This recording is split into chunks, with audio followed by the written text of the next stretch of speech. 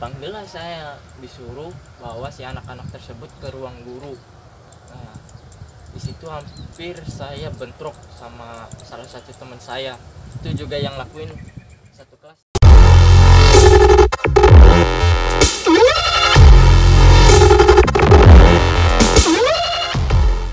tersebut. Dipanggillah saya, disuruh bawa si anak-anak tersebut ke ruang guru. Nah, di situ hampir saya bentrok sama salah satu teman saya. Itu juga yang lakuin satu kelas sama saya kan. Hampir bentrok tuh, hampir pukul-pukulan, udah terjadi itu kan. Nah, dipisahin. Saya ngejamin kalau kamu ada kekerasan fisik di ruang guru, saya ngejamin.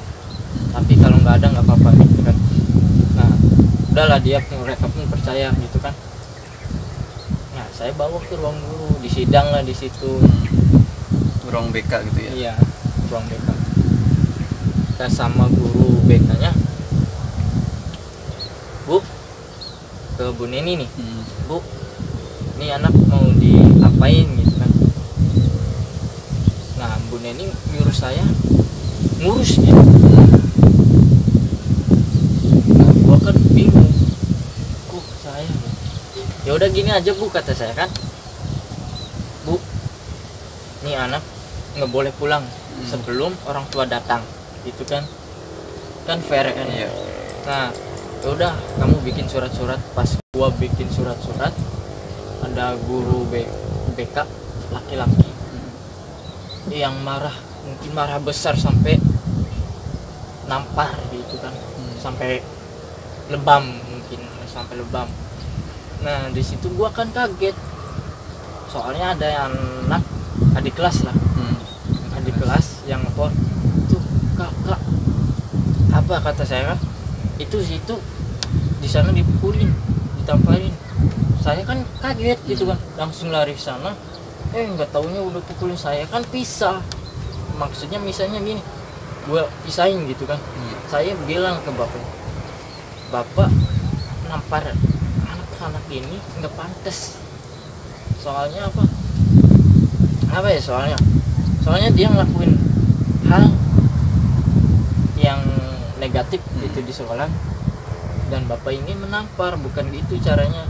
Sedangkan bapak ini membawa anaknya sambil namparin orang gitu kan nggak etis gitu kan dilihatnya, contoh yang tidak baik. Nah, kalau gitu kan gitu kan nggak mending enak. Juga diomongin lah gitu ya, dikasih diomongin saran baik-baik gitu ya. Benar.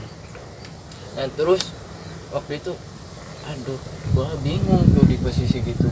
Sedangkan gua udah ngomong ngejamin gak ada yang mukulin gitu kan, nggak ada namparin. Di situ ditamparin, gua misah. Gua ngomong gini. Ya udahlah, gini aja, surat undangan orang tua udah dateng.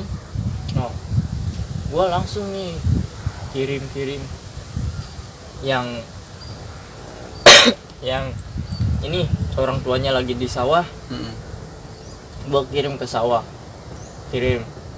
yang orang tuanya lagi kerja. Gua terpaksa mau nggak mau kan, demi nyelamatin teman-teman gua nih, kirim. Nah, kebetulan alhamdulillahnya pada datang semua. Nah, tapi ada satu anak yang orang tuanya nggak datang sama sekali. Itu kejadian dari jam 10 sampai maghrib belum dijemput juga dua anak. Nah, si Bu Neni ini terserah nyuruh saya itu mau diapain. Gua kan bilang, gini aja Bu, kalau orang tua anak ini nggak hadir, kita antar aja bareng-bareng gitu kan.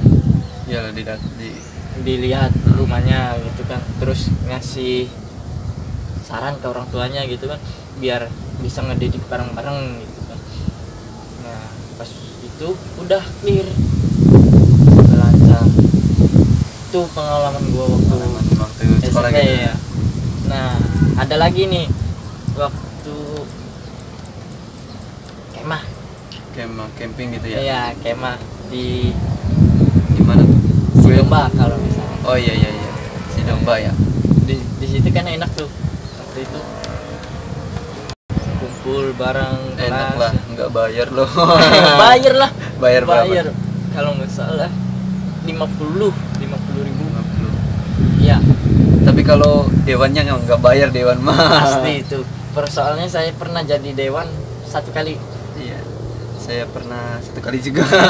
Nah, sebutin kejadian yang mengesankan waktu camping coba. Apa? Yang mengesankan waktu campingnya. Camping waktu pertama sih ya, belum jadi dewan ini. Waktu pertama camping gitu. Ya enak lah. Kita bisa kita diajarkan supaya mandiri gitu. Makan, Iya. masak gitu. Pokoknya mah mandiri lah gitu. Ada nggak yang waktu camping ngobrol bareng sama cewek yang enak? Kalau sama cewek mah ya hampir lah. Tapi kejadian pas itu pas Pak yang nggak enak tuh gini. Jadi teman saya lagi masak nih, ceritanya mau masak ya, api udah nyala gitu, penggorengan udah siap, itu mau masak telur ya, ya. Mau masak telur gitu, itunya yang dituang itu bukan minyak gitu, tapi udah campur sama solar gitu. Anjir gitu, ya kan baunya nggak enak gitu ya, udah dicampur gitu. Ya teman saya juganya masih dimasak aja gitu. Berarti udah tahu kayak gitu. Sebenarnya minyak goreng, tapi itu Minyak solar. goreng iya, tapi udah kecampur gitu. Buat api unggun. Iya. Nah, Kayaknya sih buat itu. Itu pas di mobilnya itu kecampur jadi satu atau nggak tahu gitu. Pokoknya udah kecampur sama solar gitu. Malah dianya diterusin masak. Nah, gue waktu itu punya kejadian yang paling gua jahil waktu jahil. Nah, apa ya, waktu itu temen gua kan masak, kalau nggak salah masak sop itu kan masak sendiri satu grup kan ya, satu tenda gitu ya. Satu tenda. Nah, berhubung gue tenda gua sama tenda temen gua itu samping-sampingan, deket-deketan. Nah, sedangkan yang tenda samping gue ini tenda teman-teman gue yang gue keseneng gitu. Nah, nggak boleh tiru guys. Ini Dia masak, contoh yang tidak baik ini. Masak sop. Nah, gue kan banyak garam nih. Kan disuruh bawa garam satu pack gitu kan. Ya, satu orang bawa lah gitu. Iya, satu picis. Dia kan masak sop. Iya, gue kesel banget nih sama orang ini kan. Gue itu sop, gue tambahin garam satu bungkus, masukin ke situ semua. Itu rasanya mantep banget guys. Jangan ditiru, jangan. Soalnya gimana ya, kalau gue ngebales dengan fisik, berujungnya nggak ada habisnya gitu kan. Masih mending gue ngebales dengan kejahilan gitu, tapi main bersih lah. Sewajarnya lah gitu. Jangan sampai ya parah lah. Jangan sampai ada baku hantam gitu kan. Masih mending juga kayak gitu. Tapi jangan ditiru guys. Nah, waktu itu acara api unggun. Apa ini? Acara yang ditunggu-tunggu itu. Acara yang tunggu-tunggu. Pernah nggak nampil? Pasti kan ada itu, gitu kan. Kita api unggun. Iya, main musik lah gitu. Satu tenda kan harus ada perwakilan satu orang buat tampilin sesuatu di acara api unggun itu. Nah, Mas Ahmad pernah nampil nggak? Kalau nampil sih ya nyanyi mah ya biasa lah. Biasa ada ya. Ada. Nah, gua masih inget waktu itu kepikiran main semacam kayak debus sama Mas Ahmad itu. Oh iya. Main api gitu, sembur-semburan kan, main sulap-sulapan yang buat apinya gede gitu ya. Yang disemburin pakai minyak gitu kan. Nah, tapi saya itu hampir ketelan loh. Mantap itu rasanya. Mantap kan. Nah, waktu itu gua habis acara itu ada kejadian yang ada mistis gitu kan. Temen gua tiba-tiba ngomong sendiri gitu, gua kan jadi merinding gitu kan. Habis acara, pas habis acara, temen gua ngomong sendiri, ini anak ngapain gitu kan, kesurupan atau Gila. gila gitu kan. Antara kesurupan sama gila itu guys. Gua kan bingung. Yang bingungnya kenapa? Temen gua kan, soalnya kan temennya cewek gitu, temen gua kan cewek. Tapi di wilayah situ mah agak gitu. Agak merinding. Gimana lah? Kok bisa gitu? Apa ya? Ngomong sendiri, gua mikir ini anak kenapa gitu kan. Nah, terus gua biarin beberapa menit, nggak taunya nambah parah gitu. Gua kan manggil salah satu guru gitu kan, buat nanya ini kenapa gitu. Nggak taunya dia ngobrol sama yang meniru ibunya gitu. Ya jadi gua nggak bisa apa-apa, cuma bisa nenangin gitu kan. Nah, ada nggak mas sama kejadian yang seperti gua itu mistis? Kalau di wilayah perbukitan ya pegunungan mah itu mah udah wajar gitu. Tapi kan balik ke kitanya lagi gitu. Kalau kitanya bisa jaga itu, bisa jaga tempat itu ya insya Allah gitu, nggak ada yang ganggu gitu. Berarti kita harus permisi. Iyalah, gitu. Nah, buat kalian nih ada yang masih SMP, kalau emang ya hati-hatilah ngomongnya gitu, ngomongnya dijaga gitu, kebersihannya juga dijaga gitu. Soalnya ya ada timbal baliknya gitu, ada timbal baliknya ketika kita ngomong kasar gitu. Ya ketika kamu misalnya di rumah gitu, ya di rumah sendiri apa di kampung sendiri gitu, enak enggak gitu kalau ada yang ngomong kasar gitu, apa buangnya gitu kan. Ya kan nggak enak gitu ya, timbal baliknya kayak gitu kan. Jadi apa yang kita lakuin pasti ada balasannya, balasannya. Tapi kita nggak boleh ngarepin apa yang kita lakukan pada mereka dengan baik. Kita nggak bisa ngarepin mereka juga baik kepada kita gitu. Nanti juga kita ada balasannya sendiri. Nah,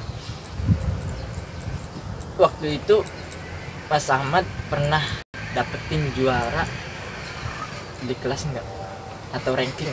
Rankingnya sering. Bagus. Berarti enggak kayak gue mas. Gue kagak pernah sama sekali, dari SD sampai SMK kagak pernah. Jadi bagus gitu ya. Ya alhamdulillah lah. Nah, waktu itu denger nih, waktu Mas Ahmad SMK mau putus sekolah ya? Iya sempet sih, sempetnya gitu, kayak karena di rumah udah ya putus asa lah gitu, udah nggak ada biayanya buat sekolah gitu. Terus juga di sekolahannya agak mahal gitu, kan ada uang ininya, SPP-nya apalah gitu, kan swasta. Iya betul. Apalagi negeri ya. Iya. Negeri itu kan lumayan mahal per bulannya, parah, di atas 100 gitu kan. Iya. Kalau nggak salah. SPP-nya aja itu juga. Nah, belum lain-lainnya. Tapi sekarang udah punya ijazah SMK kan? Ya alhamdulillah udah punya gitu. Nah, caranya gimana mas? Itu pas saya keluar tuh, pas saya kelas 1, saya mau keluar lah gitu, tapi teman-temannya jangan gitu, sampai ada guru sekolah situnya sampai bela-belain ke rumah gitu. Tapi kayaknya nggak kuat gitu, nggak kuat buat apa pembiayaannya gitu. Tapi ada satu guru gitu yang apa buat saya semangat lagi gitu buat sekolah gitu. Iya, buat sekolah gitu. Itu juga dipindahkan ke sekolahnya dia sendiri gitu, sekolahan ya, yang itu, baru ya, dibangun, yang baru gitu dibangun kan? gitu. Terus gimana tuh lanjutannya? Ya saya sekolah ya kayak biasa lah gitu. Tapi alhamdulillahnya udah dapat ijazah sekarang mah, ijazah SMK, alhamdulillah. Berarti ringan gitu kan ya? Ya pembiayaannya juga ringan gitu. Beda sama yang dulunya. Nah, buat kalian nih yang putus sekolah, ya carilah semangat kalian buat lanjut sekolah, karena hidup itu butuh perjuangan. Terus juga ya kalau nggak ada ijazah gitu ya menyesal ya akhirnya. Ya menyesal banget. Jadi kali ini gua ngebahas nostalgia waktu SMK sampai sini aja ya guys. Oke. Thank you, bye.